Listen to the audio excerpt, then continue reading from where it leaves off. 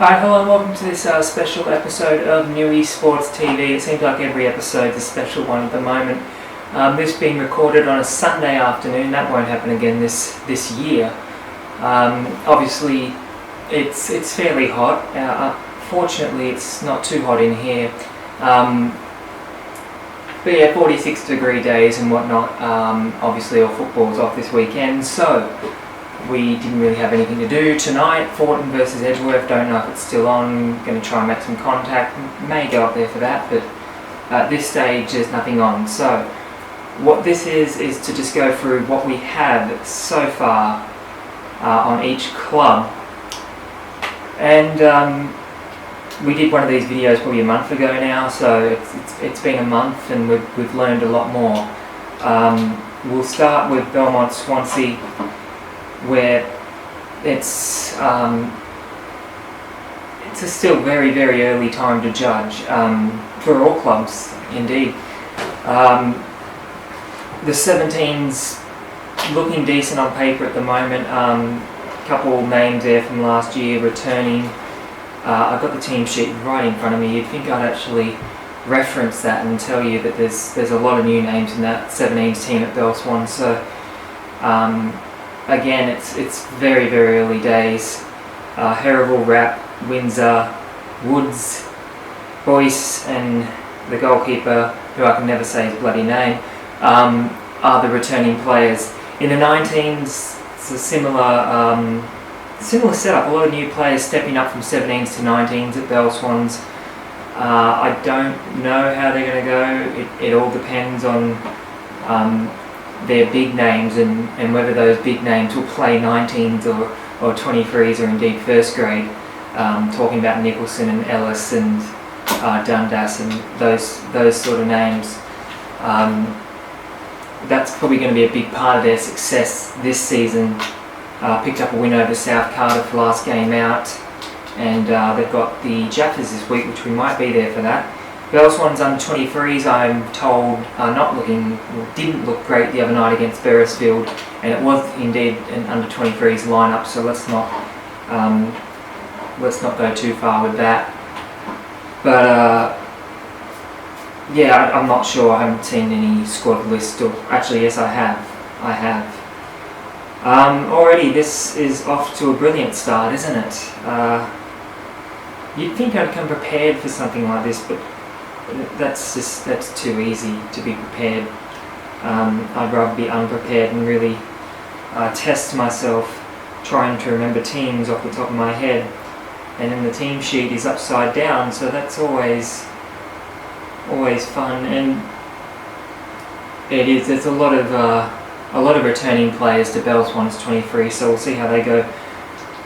First grade, it is an entirely new setup, a new team really, new coach, Josh Rufo of course, Dan Bartlett joining up the other night to join up with a lot of new signings, so Lord knows how it's going to go. They had multiple players out the other night against Beresfield. I'm waiting to see games against Singleton this week. And a couple other trials coming up as well that will really show what Belswans are looking like. Anything could happen, but they should be finishing top two pretty comfortably with the team that they've got. For Cessnock City, no team list yet. The lower grades seem to have, they struggled a little bit at West Wallsend the other week, but I have no idea what the situation was. There's a lot of young players there, and that's probably the only thing we can talk about Cessnock is first grade, and there's been a lot said away from here and off record, and people saying this and people saying that. That does happen to all clubs at this time of the year, but it seems to have been happening to Cessnock a fair bit, and there's ex-players speaking out, and you don't really know who to believe. Leno Gaddy's gone there, and well, for the lack of a better term, he's just completely cleaned the slate of what they had. Players have been booted out. Let's not gloss over that, I should say. It's a real culture shock there. It's a real wake-up call to the culture and the potential of Cessnock City Football Club. Whether it works or not, that's the question. It could all go down the drain, and they could be playing zone league next year. That's probably the worst possible scenario. But if Lino Gaddy works, gets the team to work the way he wants, gets the future to look the way he wants, then who knows what the potential is, and that is it. You're never going to get anywhere in football these days unless you try something new, and what was working in the culture there was absolutely poor at times. So you hear more and more each week about some of the things that went on at Cessnock last year, and player behaviour and whatnot. On the field, results were really doesn't matter at this stage.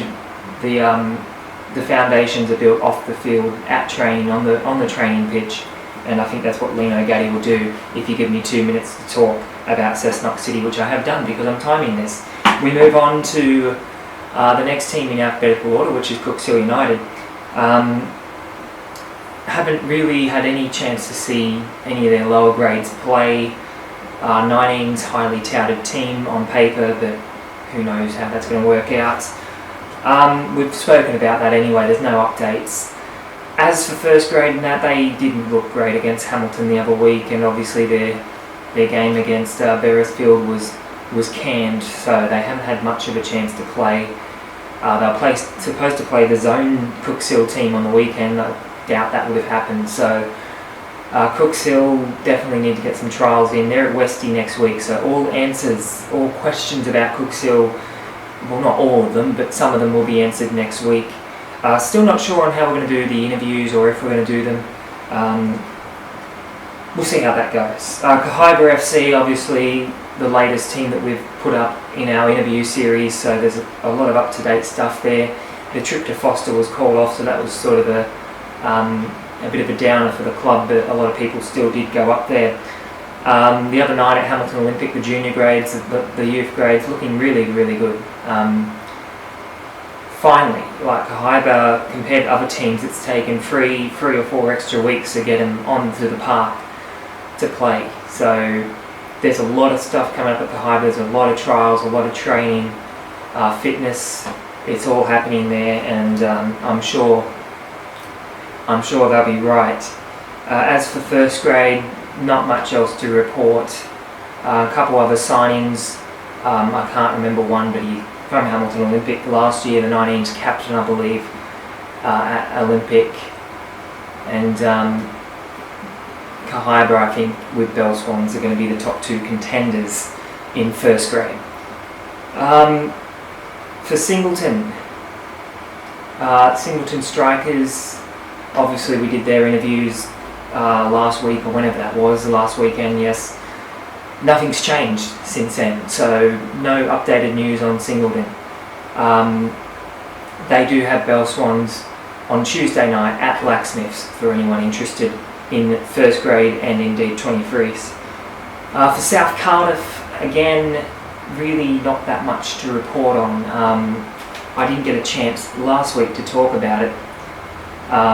Actually, Singleton, because the video didn't get posted, I did record a video last week, but it was absolute. It was a garbage video, so I didn't really upload it. Fortunately, our internet problems are being solved, so this will be uploaded in about 5 seconds compared to 12 hours. Back to Singleton, for the 17s, a lot of new players in. So they got beat at Westy last week, and it wasn't the greatest performance in the world, but it's very, very early days, and they'll be looking to build on that. The 19s team, a lot better on paper than what happened at Westy with that 5, 6, 7-0, whatever the hell the score was last week. I don't even remember anymore, but it was a lot. 6-1 maybe, I don't know. It was pretty ugly, and they've definitely got to try and work on that over the next couple of weeks.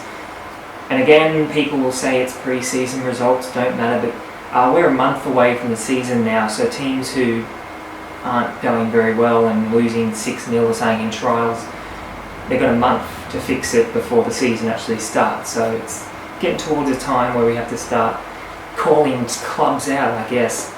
South Cardiff, just put a big question mark on the screen right now about South Cardiff. The 17s team picked up a win over Belswans. They're looking good looking at the pre-season results. Not sure how they're going for player numbers. I heard that was a bit of an issue. There was only 12 players in their 17s team from the team list I got from the Belswans game. 19s, same can be said, not sure. They lost at Belswans last week, but Ethan Spears scored a bomb goal. I saw a video of that goal, so that was quite something for this time of the year. 23s, I got the team sheet here, and there seems to be a lot of changes there too, so it is early days. For South Cardiff's first grade, of course, beat a very weak Belswans side. I've still got I couldn't even name a South Cardiff player in first grade this season. So that's how much info I got out of them. Dino Fatkovic is playing a bit of a, well, I guess he's holding his cards close to his chest, but we will see South Cardiff play not next week but the week after, so he'll definitely have to sort of put a team out there and we'll see who they've got. For Thornton, not much else has changed. They possibly might be playing tonight against Edgeworth. 19's team will be playing tomorrow against Edgeworth, which that's going to be a big test for Thornton's 19s. Thornton have had a couple players leave in the 17s / 19s. They've brought a couple players in as well, so it's still sort of chopping and changing in those grades. First grade at Thornton, I do admittedly have worries about their lower grades and whether they will, get away from the bottom of the table where they've been the last couple of years in the 17s indeed, and towards the bottom end of the table, the 19s as well. But Thornton's first grade, top 4 contenders, based on what I know, what I've seen, they're definitely a team to watch, and they are every single year. We move on to Toronto, where nothing's been heard about the 17s, but the 19s team is an exciting one. It looked really good at Morisset last week against a very, not a great Morisset team. So they made Toronto look a lot better than what they were, but some of the not signings, not at this age anyway, but some of the recruitments, I guess you could say, Caleb Morley-Davies, Alex Matthews as well, and even Connor Morgan looked very good last week and a bit of a man of the match performance, I guess. A decent team, Toronto 19s. I think they could be the front runners for the club this year. 23s didn't look great, but there's a bit of potential there in first grade from what I've heard, and I don't know what Toronto first grade is going to be doing this year. Again, we've got one of their trials coming up against West Lakes in a couple of weeks, so see how that goes. But yeah, it's that time of the year. You just don't know unless you see squads and see teams play. We have seen Wallsend play. We've seen them play in every grade. They had their season launch last night, and across all grades, maybe not first, but definitely all the lower grades, Wallsend should be pushing for finals. They've got good enough squads, good players across all grades, a lot of players that are pushing up from grades to other grades. And can I say grades more? I think I can, I don't know. The 19s I think will struggle a little bit with Darcy Hall and Jackson Manning moving up to 23s. Whether they can fill those holes, I don't know. That's going to be a test for them. 17s looks good, 23s should be decent. Wallsend, my main doubts for first grade, and it has to be, and there's a lot of people doubting. It's a huge change out there this year, and but in key positions they've still got players like Isaac Reeves and Kyle Mackeridge and Mal Hinchcliffe's experience. Defensively, I think they're decent, but it's all going to be answered, I guess, in the first few games. We'll see how they go. This year, I don't think it's a competition this year where you can start poorly and still make finals. I think teams have to set out from the start, and that's what they'll be looking to do at West Wallsend, which is the final team we'll talk about. Across all the lower grades, 15s, which we're not going to cover the 15s much here on New Sports, but I thought I'd chuck it in there anyway for Westie. 15s, 17s and 19s, they will play finals football. They will be pushing for minor premierships in all 3 of those grades. There's some pressure for you, especially the 19s. 23s and first grades is just Gary Rowe playing some mind games, chopping and changing squads. First graders playing 23s, vice versa. Who knows? We'll see how they go against Cooks Hill this week, but there's definitely a lot to, not a lot that's been going on at Westie. We forgot one team in alphabetical order, and it's not a surprise because they're the newest team. It's New Lambton, which I was over there for their training session. I saw them play against Dudley. We'll talk about the lower grades where not much is known. I don't know how many. I do know a couple of players who've left their 19s and 17s.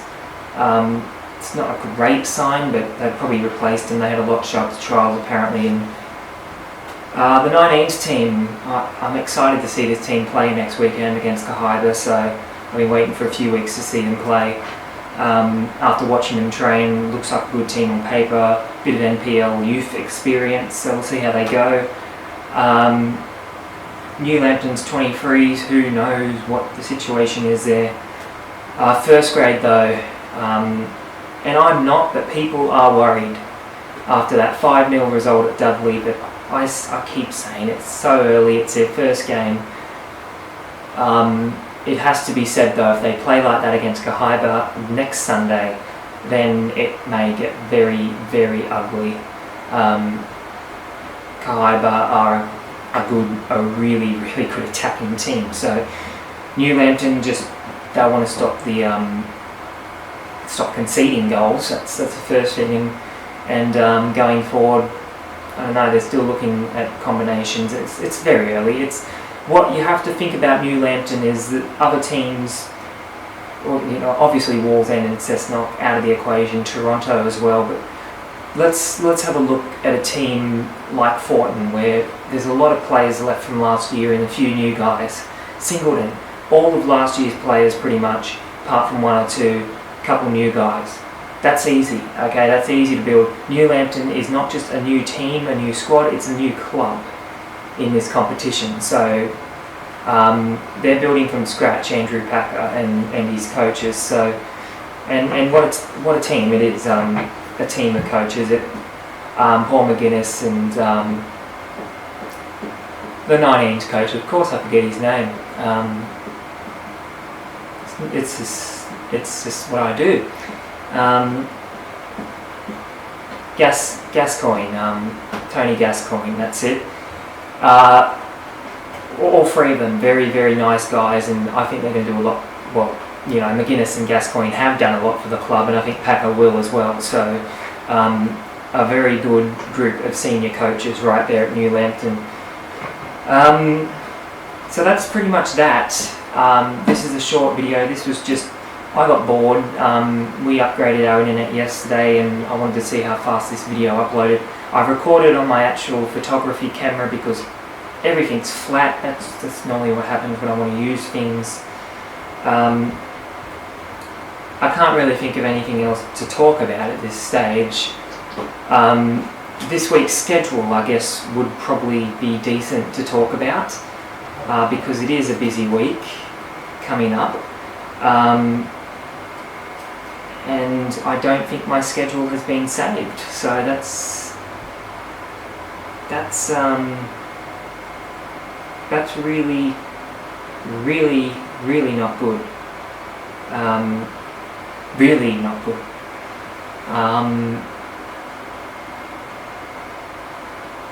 Yeah. So that's an issue. I had everything you wanted ever written out. Oh good, it has been saved. Thank God. Okay, this week we have possibly tonight Thornton and Edgeworth. Tomorrow night Burabetta Magic playing Chinese team. I'm not even going to try and say their name. That's at 5:30. Jets are at 7, or 8. So I might actually go to watch Magic play before the Jets. Who knows? Tuesday I have a 6-a-side competition at Kahibah, but Belswans are playing Singleton. That is not at Howe Park, that is at Blacksmith's Oval. I'll type that one in. Wednesday night, 15-17s, Kahibah versus Cessnock at Gateshead, Harold Knight Oval. Thursday night, Kahibah versus Charlestown, 19s versus the 18s of Charlestown, Harold Knight Oval, Kahibah. I possibly will be heading to Blacksmiths for Belswans and the Jaffers in 17s and 19s.